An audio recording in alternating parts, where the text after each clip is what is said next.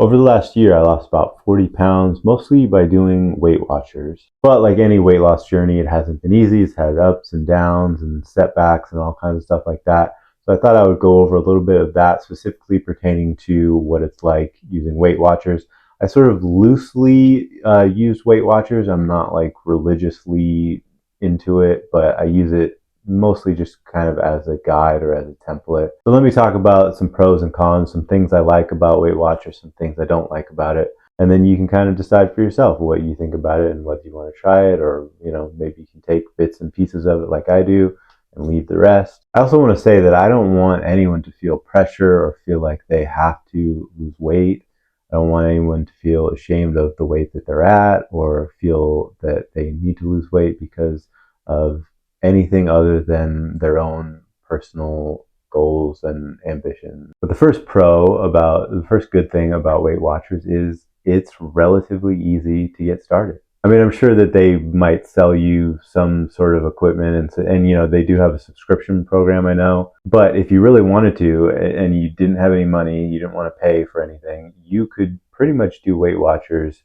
Although it wouldn't be like as detailed, you could pretty much do it without paying anything and just by reading stuff on the internet. And that's essentially what I did. I don't have a subscription to Weight Watchers. My mom does, and every once in a while I sort of use it to check like the points of stuff. But other than that, I kind of just wing it. I eyeball it. If you do go that route and you don't want to pay for anything or do any subscriptions, I would look for information just on forums like Reddit and on social media, Instagram, people posting recipes, stuff like that. There's a lot of good blogs out there that have the points listed with recipes that have low points or no points. Another good thing about Weight Watchers is it's pretty simple, although it can also be complicated at the same time. I'll get into the complicated part on the con side, but the simple part is it's pretty easy. You just, instead of like counting calories and looking at carbs and sugars and all that stuff, you just focus on one metric basically, and that's just the points that they designated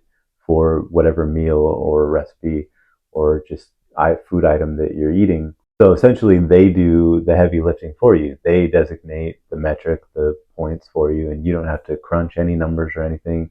You just figure out, well, I mean, you sort of have to crunch numbers in that you want to keep below your weekly or daily point allowance. But other than that, it's pretty much just they're doing the work for you, and then you just kind of go along for the ride. The next thing that I like about Weight Watchers is there is a wealth of information and specifically recipes out there for you to try.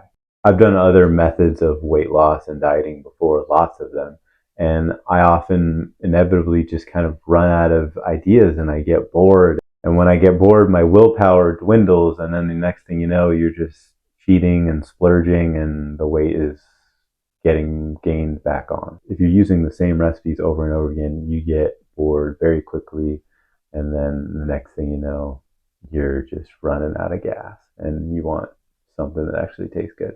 But the nice thing about Weight Watchers is they have so many different recipes you can try, so many different variations and substitutions, that it's pretty hard to get bored with the food.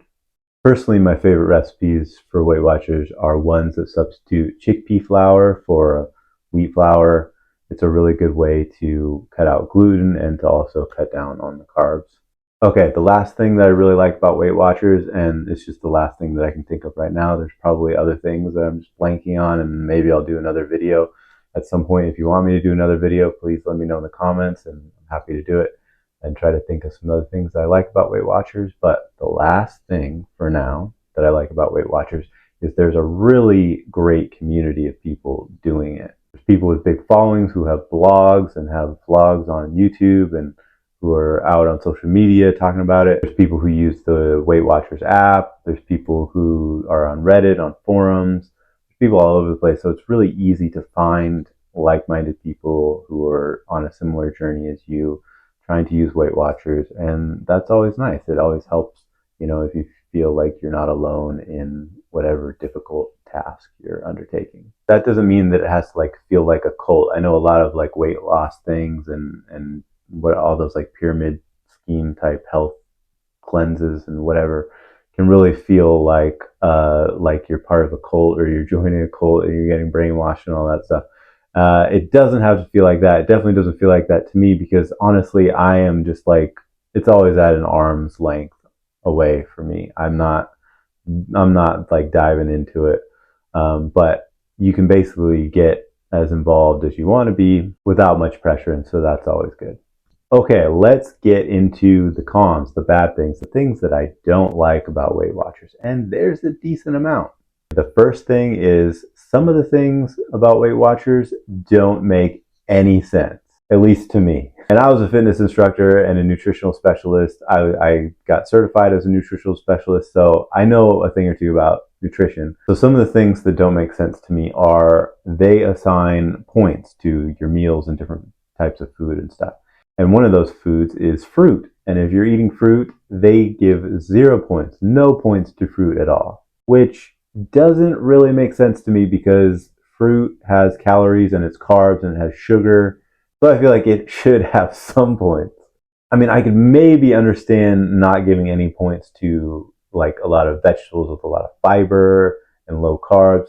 That might make sense to me, but fruit is a little bit different. It's higher calorie, it has sugar. You get a glycemic response to it, which can affect weight loss and weight gain and all that stuff.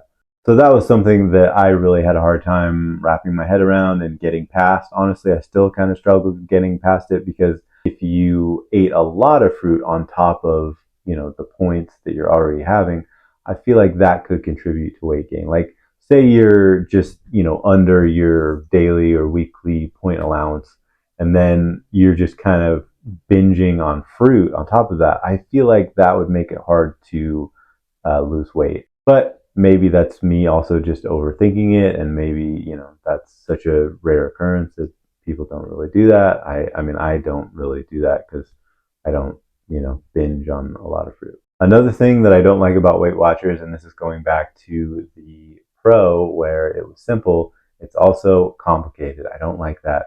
Now let me explain how it can be both simple and complicated. It's simple in that the points are already planned out and mapped out for you, but it's complicated in that you have to figure out what foods and what meals are worth what amount of points. So you don't have to crunch macronutrients like carbs and fats and proteins and all that stuff, but you do have to crunch one big number, and that is the number of points that your meal is worth. And it can be a little difficult to figure that out. They do simplify it a bit because, if you have food labels, you can actually scan on the app, you can scan the label with your phone and it'll tell you the points that that food is worth. You can also look up recipes that already give you the points online, on blogs. So there are workarounds that make it a little bit easier, but it can be complicated and it can also sort of be nonsensical. As I mentioned with like fruit not being worth any points, there's some foods that are worth a lot of points and some foods that are worth none or very little. And every once in a while I'm just like scratching my head like, what? Does that make sense? And the last thing you want to do while you're crunching numbers is trying to logically figure out why. You just want to figure out the total number. But again, that might just be my brain overthinking, as it often does. Another thing that I don't like about Weight Watchers is it is a business. It's actually, I believe, a publicly traded company on the stock exchange. So they are out for profit, which is fine, whatever, it's capitalism. But just be aware that they are essentially profiting off of your business. So if you sign up for their subscription, they're going to try to sell you stuff. They're going to try to upsell you and even downsell you. For instance, my mom was going to get rid of her subscription. And when she went to cancel it, they basically said, well, how about you keep it and just tell us how much you want to pay? How much do you want to pay?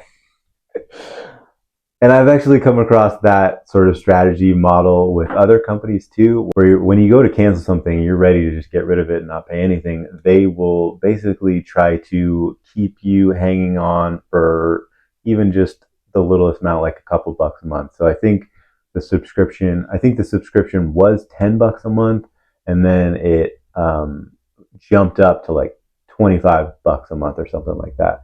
And so that at that point, my mom was like, yeah, I don't want to pay that. And so then they're like, well, what if we just bring it back down to the $10 a month? So they're going to do some manipulation like that, and just be aware of it.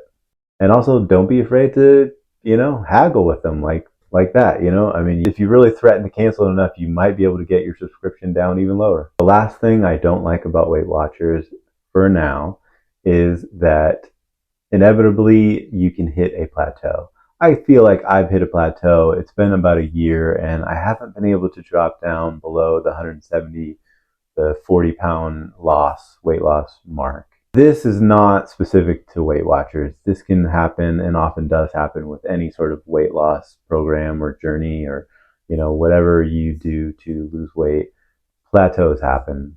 The hard part is busting through that plateau if you're really trying to get down to your goal. Because it's also common to sort of just get into a rhythm of eating the same meals and the same foods, even though there is a wide variety of meals and recipes out there.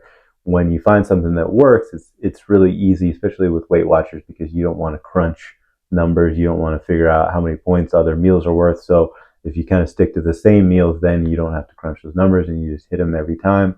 But that also can lead to just hitting a plateau because you're eating the same amount of points every day, every week, blah, blah, blah. So if you can bust through that, if you can mix it up, find other recipes, other foods, then maybe you can bust through at that plateau. Okay, well, thanks for watching. I hope you enjoyed this video. And if you want to see another one like this, please let me know in the comments. And please subscribe to my channel. And we'll see you next time.